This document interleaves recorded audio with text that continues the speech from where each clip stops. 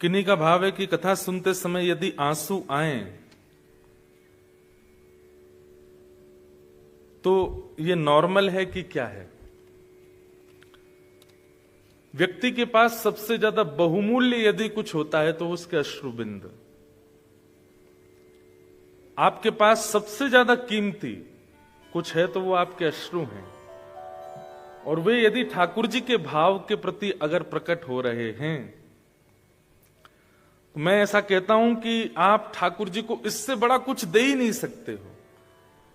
संसार के लिए रोना आ जाता है, विपत्तियों में रोना आ जाता है, अपनी किसी इच्छा की पूर्ति ना होने पर रोना आ जाता है, लेकिन ठाकुर जी के प्रसंगों को सुनकर के या केवल भगवत भाव सुनकर के नेत्र सजल हो जाएं,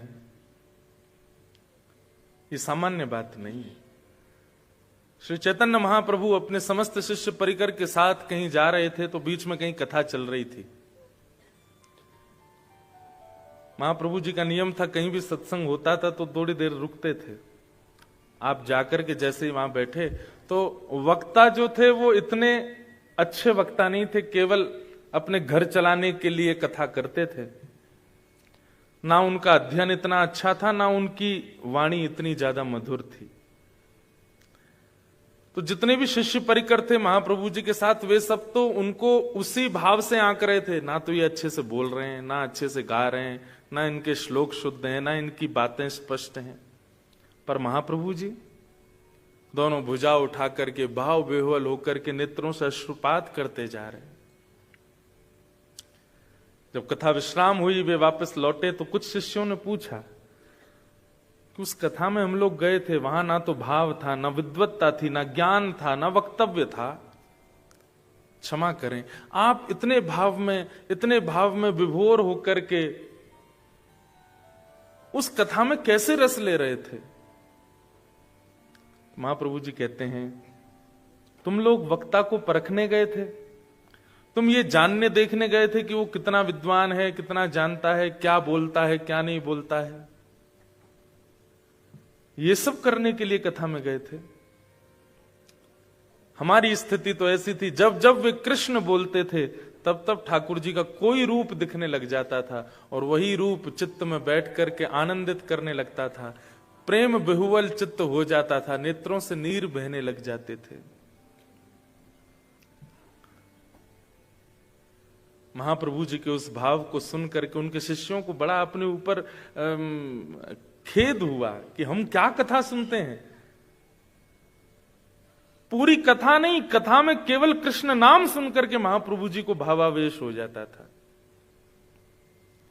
हमारे गुजरात के प्रसिद्ध कथा वक्ता पूज्य श्री मुरारी बापू एक बार अपनी कथा में कह रहे थे कि अगर कथा सुनते सुनते नेत्र सजल होते हो तो समझना कृष्ण ने तुमको छुआ है, कृष्ण तुमको स्पर्श कर रहे हैं। और एक बात, जैसे ये ग्लास में जल पूरा भरा हुआ है या पूरा नहीं भी भरा, थोड़ा कम है, ये छलकेगा कब? या तो अधिक रस डाला जाए या अधिक रस के अलावा कुछ और इसमें डाला जाए। कुछ भी अतीत में इसमें पधराया जाएगा तो जल छलकेगा। ठीक वैसे ही आप कथा में बैठे और कथा में बैठ करके यदि आपके नेत्रों से अश्रुबिंद छलक रहा है तो इसका मतलब क्या है? या तो रस पधराया जा रहा है, जो बात आप सुन रहे हैं वक्ता के मुख से, वो आपके चित्त में ऑलरेडी इतना रस है कि उसमें जब वह रस का भाव जा रहा है तो नेत्रों से छलक रहा है। इसका मतलब ये इस बात का द्योतक है कि आप कथा को सुन नहीं रहे हो, पी रहे हो, ले रहे हो भीतर। ये बहुत बड़ा प्रमाण है। ये बहुत सौभाग्यशाली श्रोताओं के साथ होता है कि उनको कथा में नेत्र सजल हो जाएं।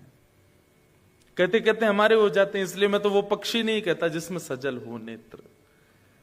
तो कभी कृष्ण नाम सुनकर, कभी वृंदावन नाम सुनकर, कथा सुनकर या किसी भक्ति भाव को देख करके नेत्र सजल हो जाएं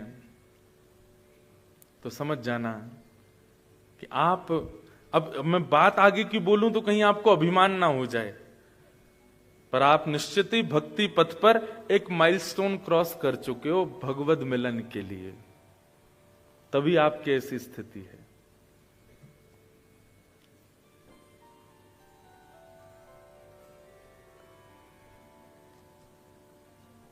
अनेक भाव हैं। तो ये अच्छा है अगर ऐसा होता है। बस एक प्रयास कीजिएगा, मूल्यवान वस्तु को छुपाया जाता है, मूल्यवान वस्तु को ज्यादा प्रदर्शित नहीं किया जाता, नहीं तो नजर लग जाती है। और दूसरा, चोरी होने का भय होता है। कृष्ण विरह में निकले हुए अश्रुबिंद बहुत मूल्यवान है। अगल बगल वाले, आगे पीछे वाले आपके भाव को नहीं समझेंगे। वो हो सकता है आपके प्रति क्या भावना रखते हो। इसलिए प्रयास कीजिए कि जब यह ऐसी स्थिति हो तो या तो सिर झुका लीजिए या नेत्र बंद कर लीजिए, कैसे भी करके किसी को दिखे ना।